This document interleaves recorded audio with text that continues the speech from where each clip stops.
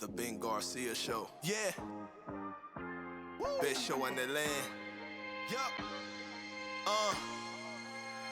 Listen. Come and get your information from Ben Garcia. Get the latest on your quarterback, running backs, and receivers. Tune in, so any other show you don't need them. Any news that he giving out, please just believe him. Giving out the latest prediction and top-notch analysis. Wanna hear the truth, better have thick skin like callus. The latest move that your team just made can be damaging. The dudes ain't speaking no facts, they just be rambling. Lights, camera, action, turn on the show, go get the cameraman.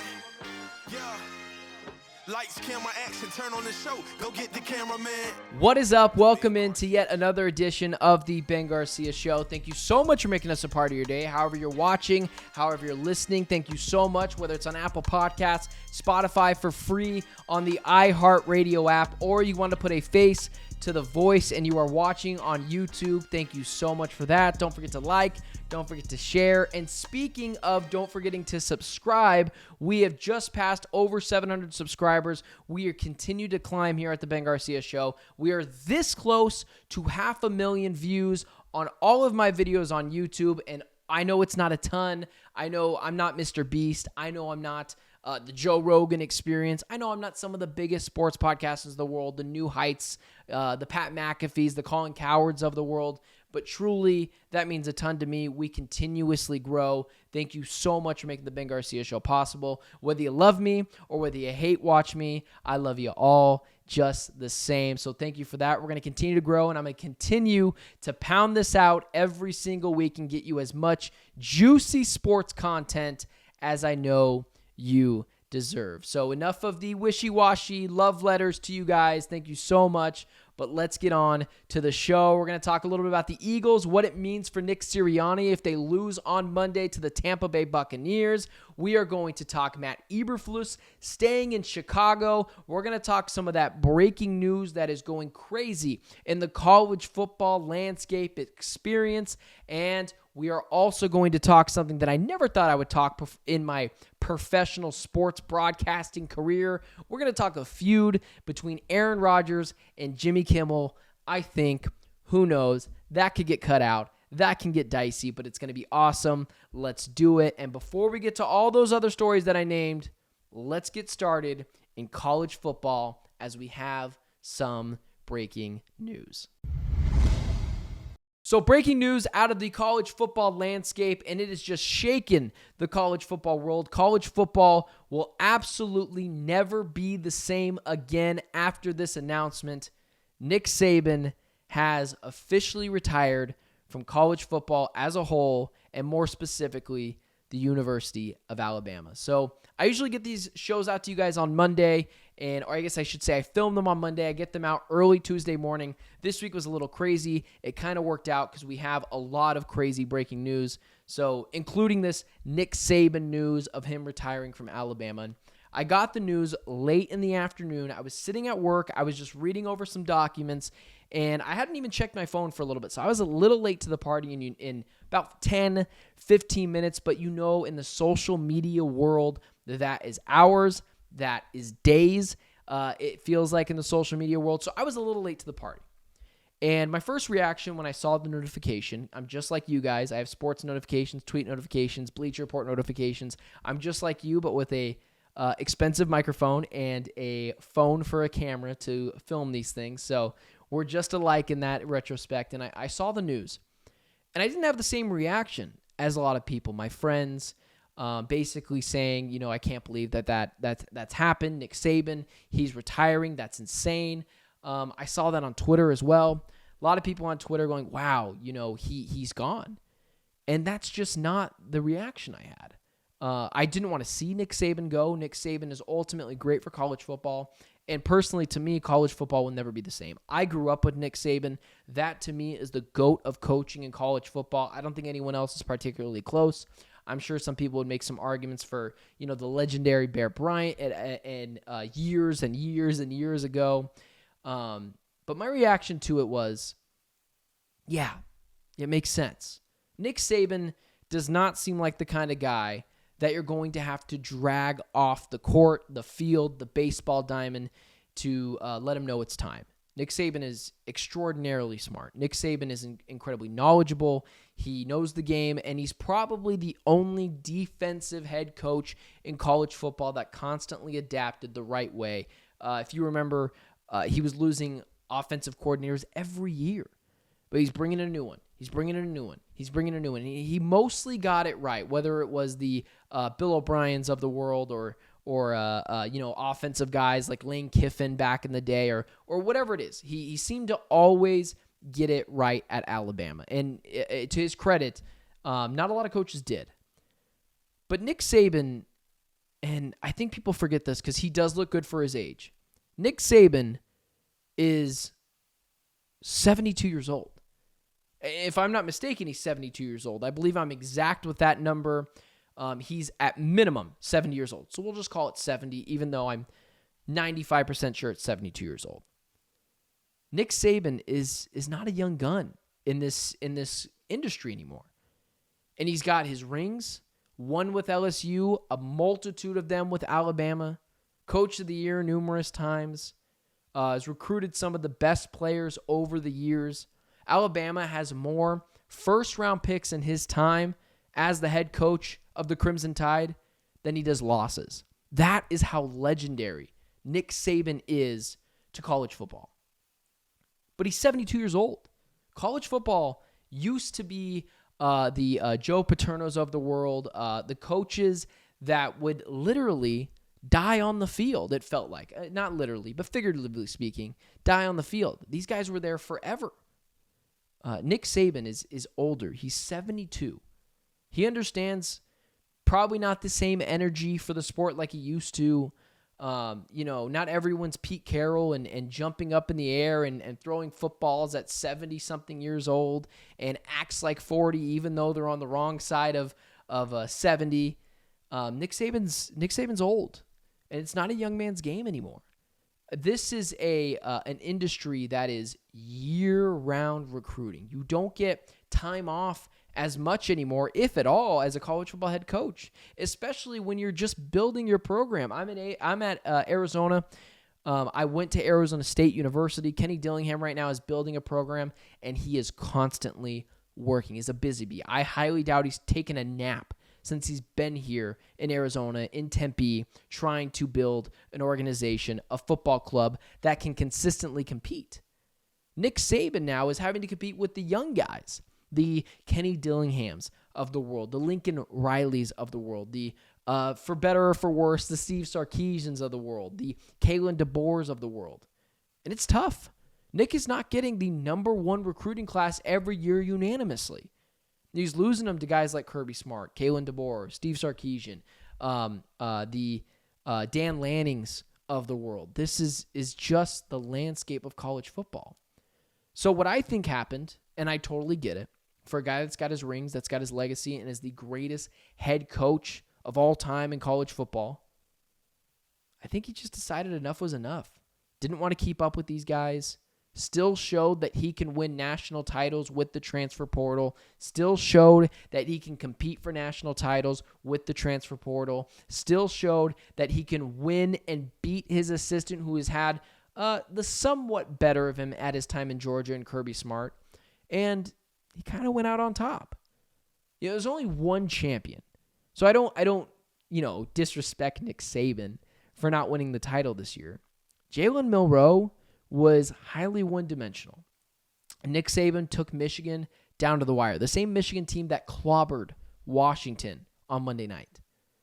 So I get it.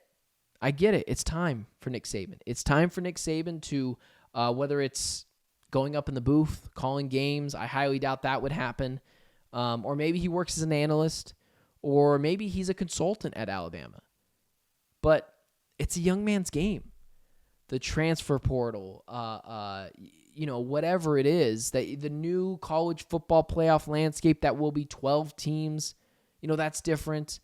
Conference realignment. Nick Saban's not going to run the SEC ever again. He just never will.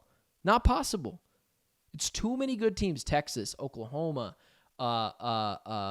Georgia is always really, really good. Ole Miss this year was better than people thought they were going to be. Just time. And credit to Nick Saban for not being the Joe Paternos of the world that go out sad, and not just because, the Joe Paterno allegations of the world that were obviously terrible, but Nick Saban going off on his own terms. Not everyone does that. Look in the NFL. Bill Belichick is this close to being fired, if not fired by the time this podcast is out. Not many people get to go out on top. Everyone thinks, and that's why everyone's shocked, because everyone knows Nick Saban could still go out there and perform if he wanted to. He doesn't want to anymore. And that's perfectly fine. Nick Saban gave me some of the greatest college football teams that I've ever watched. Some of my favorite battles were between him and Dabo Swinney, his maybe successor to the program at Alabama, in those national championships and those semifinal games between each other. Nick Saban has gave everything to college football. Tip of the cap to him. He's the greatest college football head coach of all time. But he knew it was time. And credit to him for knowing it was time. The transfer portal, conference realignment, the new college football playoff. Nick knew, and everyone knew, he could still compete. But he decided, smartly so, I'm 72 years old. It's time for me to step away, even though I can still do it. It's highly commendable. And thank you, Nick Saban, for some of the greatest years of college football I've ever watched. So let's take a few minutes on this. The Chicago Bears just can't get out of their own way. The Chicago Bears decided it'd be a good idea to stick with Matt Eberflus. The Chicago Bears have not been a relevant franchise in numerous years. They haven't been a relevant franchise since likely they went to the Super Bowl in Super Bowl 41 against the Indianapolis Colts, in which Peyton Manning, the Indianapolis Colts, came out on top in that game. We all remember it. Devin Hester took a touchdown back in the opening kickoff. Rex Grossman led the Chicago Bears teams, and they just haven't been relevant ever since. They've been getting in their own way. They've been consistently owned by teams like the Green Bay Packers. And decisions on Wednesday that were made were just so Chicago Bears, it hurts. I saw Colin Cowherd of the Herd say today, and it was ingenious, that the Chicago Bears and offense go together like tuna fish and ice cream. It's like oil and water. Just doesn't mix, doesn't go well. And they decided that they would double down on that and continue with Matt Eberflus as their head coach. Here's why that's insane. I'm not saying Matt Eberflus is a bad head coach. Not in the slightest. But this is the best pool of candidates that we've seen in maybe a decade in the hiring process in the NFL. I'm not saying Matt Eberflus can't coach. It's not what I'm saying. But when you have the number one overall pick and you have the assets that you have, a good defense, Jalen Johnson on the corner, Montez Sweat was awesome, led 2 teams in sacks this year in the Commanders and the Chicago Bears. And you're able to bring in what a lot of people think is a generational talent, although I've been quoted saying there's some worries to me about the arrogance and the attitude with Caleb Williams. There's no doubt that the tangibles are there for Caleb Williams. And right now, the better quarterback is Caleb Williams over Justin Fields. Justin Fields, we've seen some of his stats this year. They're not great. He misses time. This is not the first time he has missed time due to an injury, because he is one of those quarterbacks that is, he's a run-first guy. Call it what it is. Justin Fields is looking to make plays with his legs more so than he is making plays with his arms, because that's what he's comfortable with. And typical low sports self-esteem that for some reason the Chicago Bears have had over the past 5 to 10 years, that when they see a semi-athletic quarterback with a pretty good arm that Justin Fields has, they want Justin Fields. That's why fans don't make decisions. But Justin Fields went on a little bit of a heater, if you will, winning a few games down the stretch, but of course lost to their rivals again, in which a game that absolutely favored Justin Fields against a Packers defense that is not very good, and Jordan Love going up against a Chicago defense that is very good. And they decided, fans wanted him. They want Justin Fields, which is insane. If you're just talking about the tangibles, it's insane to say you want Justin Fields still next year. Maybe you go a different avenue. Maybe you trade down, but Justin Fields is not the guy. And I don't understand why Chicago Bears fans will they'll make this excuse of, well, he doesn't have this weapon. Well, he doesn't have this weapon. Well, the running backs are fine. The offensive line is fine. Neither are amazing. I'm not saying that you have the best offensive line in the NFL, and I'm not saying you have the worst offensive line in the NFL, because neither is true. It's just somewhere in the middle. DJ Moore, Cole Kmet, Chicago Bears fans tell me how great Darnell Mooney is all the time, but I guess he's not great. If they have to use the argument that Justin Fields needs more weapons, it's a whole ordeal with the Chicago Bears. Justin Fields, in the fourth quarter, in the clutch this year, you could call it, 498 yards, 3 touchdowns, 6 picks. Maybe he's just not that good, Bears fans. Maybe it's time to completely turn anew. Whatever quarterback that is. It doesn't have to be Caleb Williams. Maybe you trade the number 1 overall pick, which I don't agree with, or you trade down and you go get a different quarterback. And you snag Marvin Harrison Jr. or whatever the draft plan is for the Chicago Bears.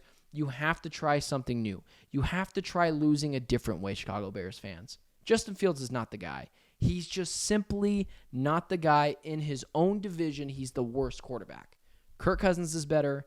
Jared Goff is better. And Jordan Love is better. And it goes them up here, Jordan Love way down here. I'm sorry, Justin Fields way down here.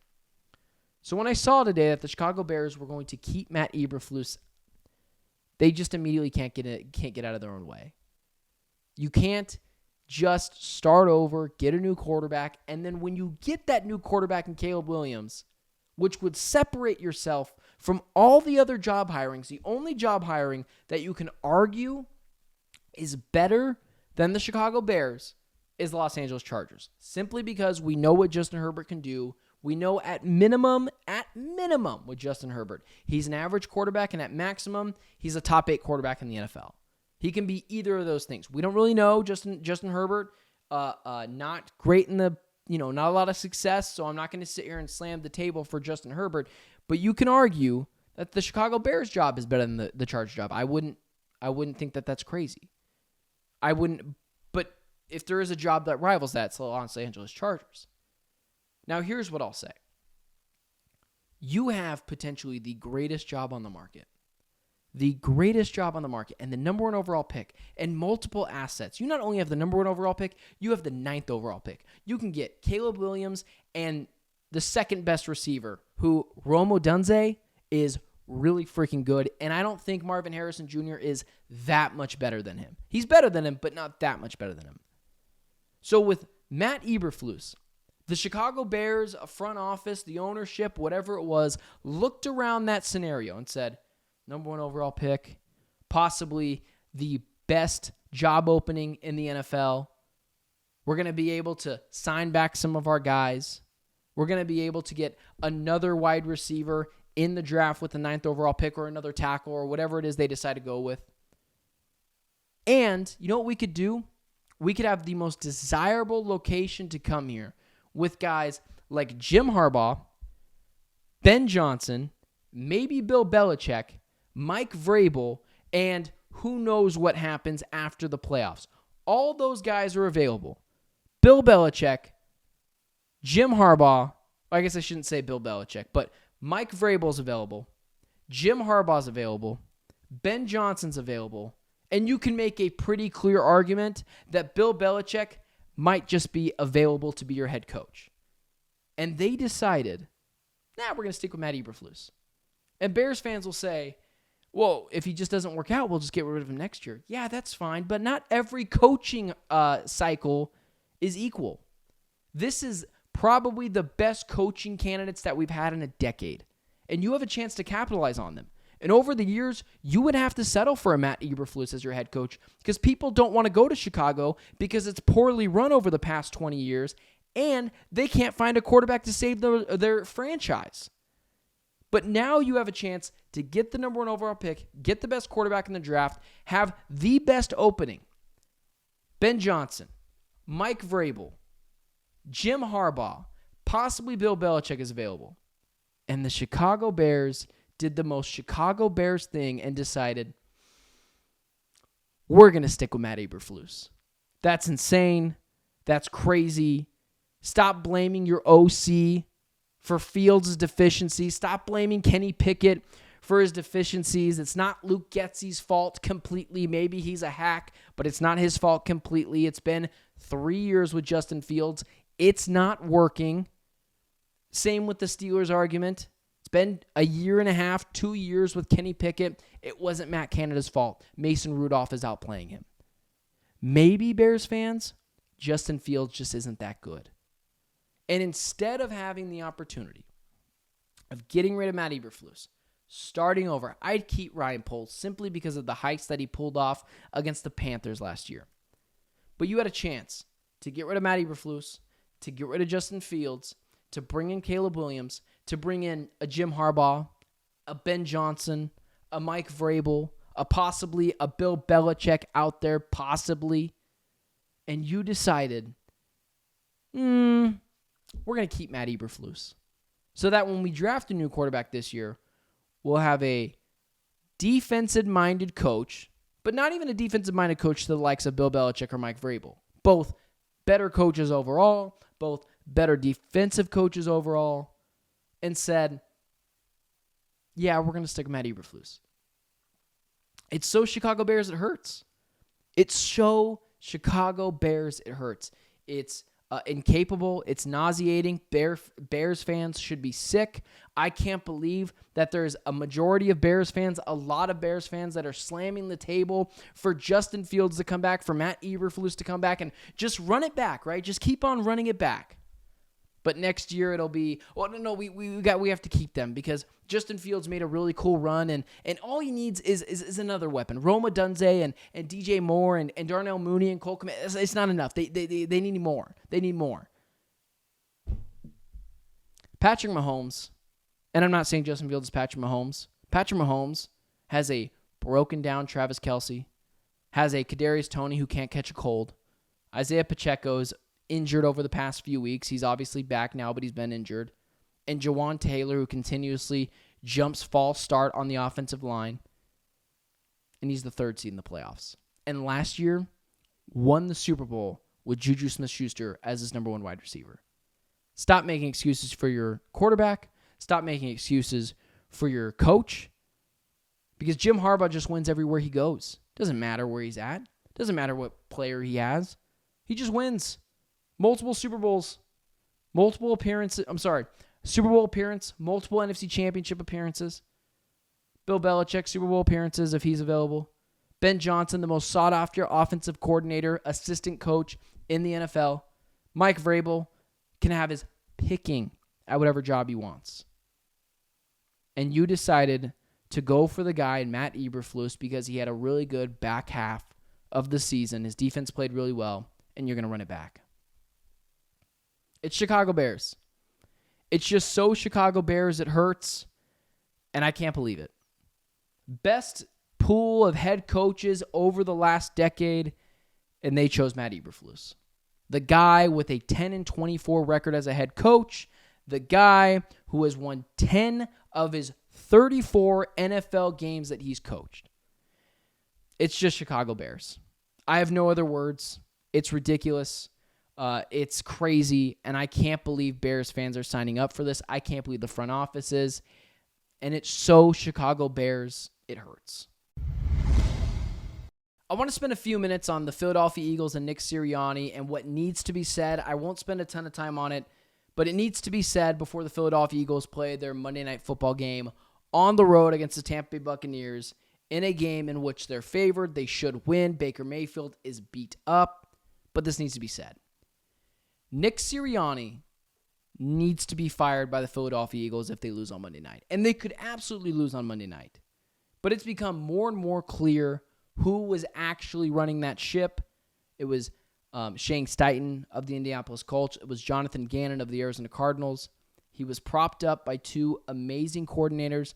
The Arizona Cardinals, more wins versus playoff opponents than the Kansas City Chiefs, than the Miami Dolphins. If I'm not mistaken, the Dallas Cowboys as well. Jonathan Gannon led a phenomenal football team this year that was bringing a plastic knife to a bazooka fight. And Shane Steichen was this close to making the playoffs with Gardner Minshew. He was propped up by those two guys. It's okay to say. And there's precedent to be fired if you're Nick Sirianni. Doug Peterson was fired after a Super Bowl, after a playoff win, after a playoff appearance. Doug Peterson was let go. Who's the Oregon head coach that I'm blanking on? Chip Kelly of the Philadelphia Eagles was let go after 2 10-6 seasons and then another season in which he didn't do too well on. There's precedent for it. There's precedent for Philadelphia Eagle head coaches to have success and then quickly get let go. And Nick Sirianni needs to be the latest edition of this. You have to beat the Tampa Bay Buccaneers. Baker Mayfield is limping. Some of their wins is smoke and mirrors. They've played the Panthers twice in like the past month. They had to win those games to get into the playoffs, and they only scored 9 points against a dreadful Panthers defense. If you get carved up, if you're Nick Sirianni, if you're the Philadelphia Eagles and you get carved up, we know you're a hack. We know you're a fraud.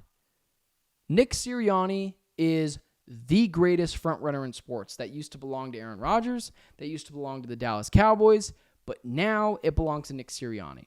He's cursing out Chiefs fans, acting like a total buffoon after the win against the Chiefs, cursing them out. It would be a grown-up. I'm a 25-year-old knucklehead. I do the stupidest things. And I think about it a minute later and go, why did I do that? It's all part of the growing up process. Nick Sirianni clearly never went through that process. You remember in the Super Bowl when, I can't remember the situation, but Nick Sirianni's pointing and laughing and screaming, and Jalen Hurts has to come over and be like, hey, don't do that. Your quarterback needs to be as calm, cool, and collected as Jalen Hurts is, and your head coach needs to be even more calm and cool and collected. He's the leader of that team, and he's acting like a clown on the sidelines. Nick Sirianni acted like a buffoon, and he was a front runner, and he was cursing out Chiefs fans, and he was acting like a buffoon at the Super Bowl. Jalen Hurts had to calm him down. And now we've seen he's been propped up by coordinators like Jonathan Gannon and Shane Steichen. And it's insane to me how he's acted through this stretch of time. Started off the season 10-1, finished 11-5. A highly fraudulent Eagles team that has no chance of making it back to the Super Bowl, just no chance. They win this week, they'll get waxed by the Cowboys. It won't be a close game unless Dak Prescott does Dak Prescott things in the playoffs. But what has to be said here has to be said. Nick Sirianni has to be let go if he loses this game on Monday. Imagine what the Philadelphia Eagles would look like if Jim Harbaugh stepped in, and he would step in there. Good quarterback, good personnel, smart head coach in Jim Harbaugh, offensive guy. Or what about a Bill Belichick could go there? A Mike Vrabel. It's a highly sought-after destination, and you have to capitalize on it if you don't think you have the guy. So really smart thing said this morning by Nick Wright on one of the podcasts I listened to. Say what you say about Nick Wright, but he had said that Kevin Wildes on their show, First Things First, basically said that if you cut Bill Belichick and you go and try to look for the next best head coach and you try to look for someone as good as Bill Belichick, but you end up just landing back on Bill Belichick because that's the best available head coach. So why would you cut Bill Belichick? It's the inverse, and Nick said this today on some podcast, that if you cut Nick Sirianni, how many people are rushing to give Nick Sirianni a job? Probably not many. And if that's the case, if you don't have many people vying for him to be their head coach, why would he be your head coach? I thought it was really smart by Nick Wright this morning on a podcast that he was mentioning. So Nick Sirianni absolutely has to go for the Philadelphia Eagles if they lose on Monday. Absolutely has to go on Monday if they lose the Tampa Bay Buccaneers. It would be embarrassing. It would be a historic collapse. And with those weapons, A.J. Brown, Devonta Smith, DeAndre Swift, Jalen Hurts, Jason Kelce, Lane Johnson, Jordan Mailata on the line, Darius Slay, Hassan Reddick, Josh Sweat, Fletcher Cox, Jalen Carter, Jordan Davis. You can't fumble like that. And if you do, there's precedent for it. Doug Peterson was fired after going to the Super Bowl. Chip Kelly was fired after 2 10-6 seasons. Nick Sirianni is next, and the Eagles will capitalize on one of the greatest head coaching polls that we've ever seen. And if they lose, heads will roll for the Philadelphia Eagles. And the first head will be Nick Sirianni's.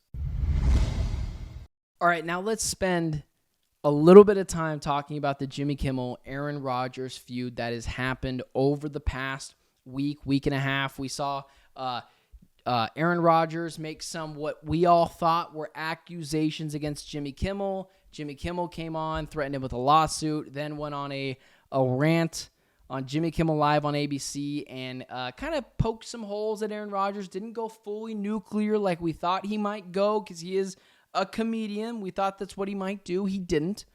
Aaron Rodgers went on the Pat McAfee show similarly.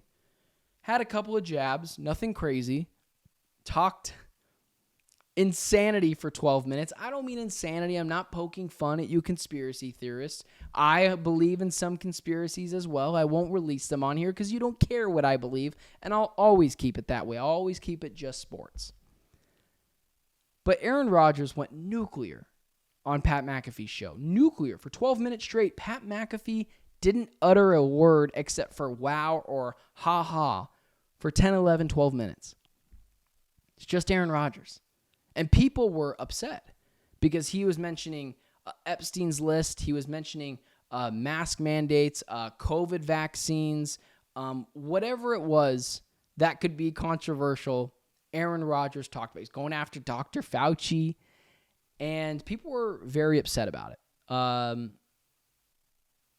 To some extent, rightfully so. You're allowed to have an opinion. You're allowed to be upset.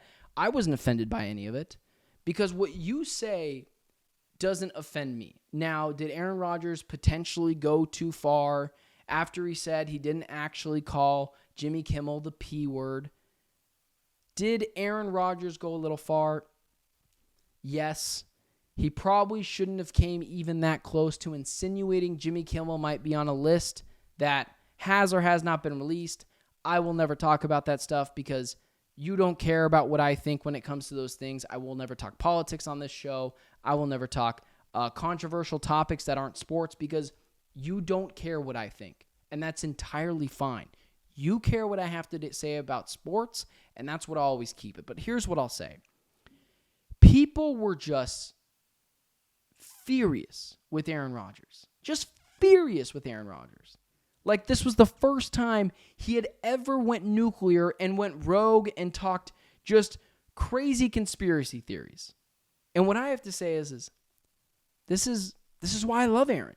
Not for his conspiracy theories, not because he's exposing whatever lies he think that happened during COVID or vaccinations or Dr. Fauci or Epstein's list, whatever he's exposing, whatever he's trying to expose, whatever conspiracy theory he's trying to throw out there. All I'm trying to say is this is Aaron. This is the full story of Aaron. You can't tell the story of Aaron Rodgers without his wackiness. This is who he is. And I don't mean to call him a wacky or anything like that. I don't mean to call him names. That's not what I mean. He's a free thinker. He presses up against authority. And I tread lightly here because I know there's some people that really agree with Aaron. I know there's some people that really disagree with Aaron. But what I'll always defend, always, is people right to an opinion. If you're going to accuse someone of something, whether it's racism, sexism, the P word that he called Jimmy Kimmel, that he allegedly called Jimmy Kimmel, you need to have real evidence for that. Because that kind of stuff ruins people's lives. If it's not actually true, but people will believe anything on the internet. If they see it, they'll believe it. It's like if you build it, they'll come. If they see it, they'll believe it. It doesn't matter who it's from. Everyone spread, a lot of different companies spread false information, and it doesn't matter. People will just believe it because someone told them, and so it has to be true. So what I'll disagree with here is Aaron was pretty reckless. But if he wants to talk Epstein's list or whatever he wants to talk, he has every right to do so. He has every right to go on any platform that will invite him to do so and talk about it. ESPN might not like it. I was floored when I saw ESPN was airing some of the things that Aaron Rodgers say because Most of the things that Aaron Rodgers say tends to lean a little bit to the right, and ESPN tends to lean a little bit to the left. So it was highly controversial, to say the least. So Aaron, you can say in the same breath, was reckless at first. Has to be careful about what he says and accusations that he says about other people.